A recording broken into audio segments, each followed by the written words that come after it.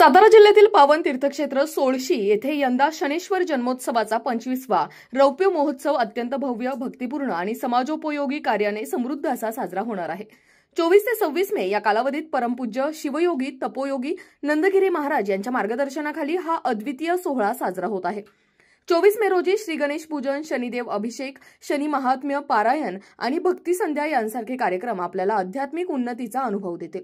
25 मे रोजी ध्वजारोहण, गोपूजन आणि महाराष्ट्राची लोकधारा या सांस्कृतिक कार्यक्रमातून पारंपरिकतेचा आणि आधुनिकतेचा सुरेख संगम घडणार आहे। 26 मे शनेश्वर जयंती दिनी होणार आहे सूर्योदय पूजन, रुद्राभिषेक, नवग्रह शांती, महाआरती, महाप्रसाद, अन्नदान, वस्त्रदान आणि परमपूज्य त्यागेश्वर महाराज यांच्या पालखी मिरवणुकीसारखे मंगल प्रसंग, शनेश्वर कृतज्ञता धर्मरक्षक पुरस्कार वितरणाद्वारे सामाजिक कार्य करणाऱ्या मान्यवरांचा गौरव होणार आहे। या महोत्सवामध्ये अनेक राजकीय, सामाजिक व आध्यात्मिक क्षेत्रातील मान्यवर उपस्थित राहणार आहेत आणि हा सहभाग देवस्थानच्या सामाजिक कार्याला मिळणाऱ्या मान्यतेचे द्योतक आहे।